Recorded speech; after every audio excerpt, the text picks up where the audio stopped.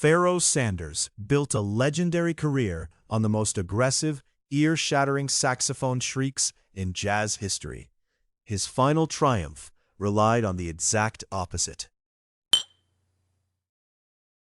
How did a 1960s free jazz radical create a 2020s ambient masterpiece? Born Pharoah Lee Sanders on October 13, 1940, the future avant-garde icon grew up in a heavily segregated Little Rock, Arkansas. Coming of age during the height of the Jim Crow era, his early environment offered little room for boundary-pushing experimentation. His musical education began strictly within the traditions of his family. He first picked up the clarinet, learning the fundamentals of breath and phrasing that would serve him for a lifetime. The foundation of his sound was not built on radical improvisation, but rather the rhythmic pulse of the local blues that filled the night air. The clarinet soon gave way to the instrument that would truly define his life. Under the guidance of his high school band director, Jimmy Cannon, he switched entirely to the tenor saxophone. As a teenager, Sanders honed his craft by playing local blues gigs around Little Rock, earning just $10 and $15 a night. These modest, smoke-filled performances instilled a deep, emotive resonance in his early playing. Seeking greater opportunities, he eventually relocated to the West Coast, taking his first tentative steps out of the Southern blues circuit and toward a much larger stage. The transition to the East Coast proved brutally unforgiving. Relocating to New York City in the early 1960s, the young saxophonist lacked stable housing and faced extreme poverty as he struggled to establish his career. It was during this deeply vulnerable period that the eccentric avant-garde bandleader Herman Poole Blount, known globally as Sun Ra, stepped in. He provided the destitute musician with clothes and a place to live, carefully nurturing his unconventional musical instincts. You are no longer Pharoah, you are Pharaoh. Crucially, the visionary mentor gifted him the regal moniker that would echo through jazz history. Newly christened, Pharoah Sanders quickly integrated into the developing free jazz scene. In 1965, he released his debut album as a band leader, Pharoah's First. His ferocious playing caught the attention of John Coltrane, who was actively scouting the avant-garde underground to push his own boundaries. Coltrane brought the young saxophonist into his ensemble, giving him a prominent role in the mid-1960s, a radical energy that shattered traditional forms.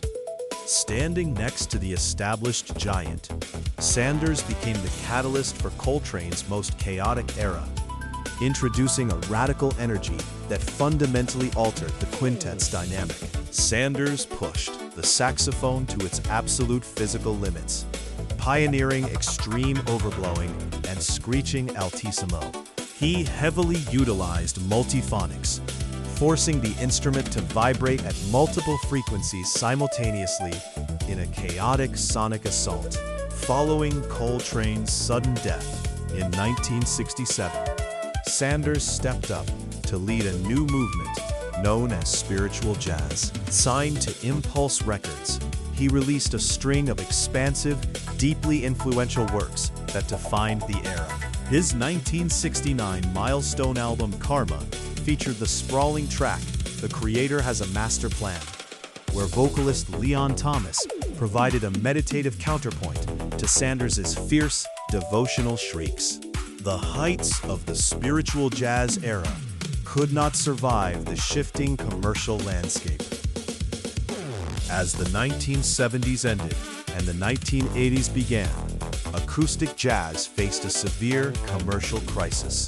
The industry aggressively pivoted toward jazz-funk fusion, followed shortly by a strict neo-traditionalist movement.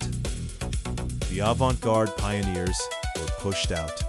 These twin forces completely isolated the radical musicians who had defined the previous decade. Forced to navigate a patchwork of independent labels, Sanders faded in and out of focus within the mainstream jazz world, struggling to find corporate backing for his uncompromising vision. Rather than fighting the changing tide, Sanders allowed his approach to adapt. Over the passing decades, his style naturally evolved, trading his signature aggressive shrieks for a much more resonant, patient tone. By the 1990s, he began collaborating with genre-fluid producers like bassist Bill Laswell, discovering fresh contexts for his sound. This creative pivot secured his return to the major label sphere, resulting in his 1995 album, Message from Home, on Verve Records. He proved he could still lead a compelling ensemble without relying entirely on abrasive dissonance. The defining collaboration of his late career began with a simple car ride. In 2015, British electronic musician Sam Shepard, performing as Floating Points, released an album of flickering synthesizer etudes titled Elenia. Sanders happened to hear the record playing on a stereo while riding in the passenger seat. He asked to meet the young producer. Instantly, struck by the intricate textures, the veteran jazz icon felt a profound connection to the music. This unexpected intersection of a 1960s free jazz pioneer and a modern electronic composer bridged generations and genres. It sparked a multi-year creative dialogue that would ultimately redefine both of their careers. In 2019, the 78-year-old Sanders entered a recording studio with British electronic musician Sam Shepard. They embarked on a delicate, multi-year dialogue to create what would become the collaborative album Promises. Instead of his trademark ferocious screams, Sanders played sparingly, utilizing his immense breath control to explore quiet resonance. He yielded a complex, sustained harmonic drone that perfectly matched the frequencies of Shepard's electronic textures. To complete the massive soundscape, sweeping string arrangements performed by the London Symphony Orchestra were layered into the mix. It was a seamless merging of free jazz improvisation, ambient electronics, and classical orchestration into a single, continuous breath. In 2021, the Luwaka Bop label officially released Promises. The record was unveiled as a continuous 46-minute composition presented in 9 distinct movements. Rather than relying on his aggressive historical style, Sanders utilized a patient, hauntingly beautiful tone that floated above Shepard's cyclical motifs. The release showcased the 80-year-old saxophone legend gracefully navigating an entirely new sonic landscape. An entirely new sonic landscape. It bridged the gap between modern electronic music and acoustic jazz, drawing universal critical acclaim and introducing him to a massive new generation.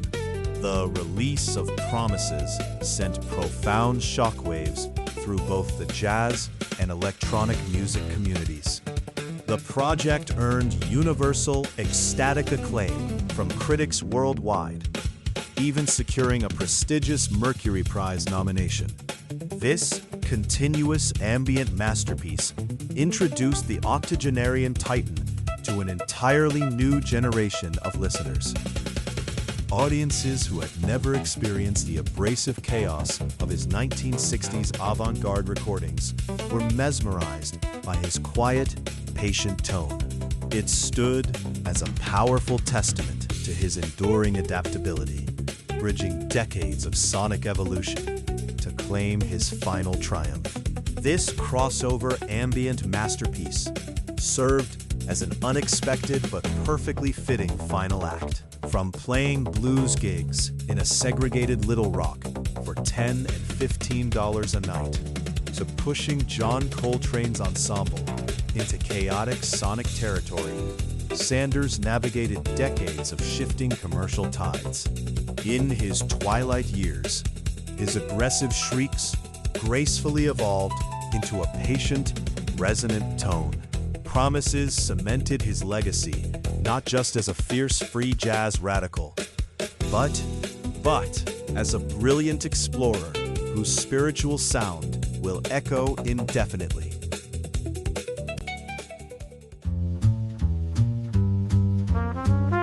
If you want to hear the next story, subscribe.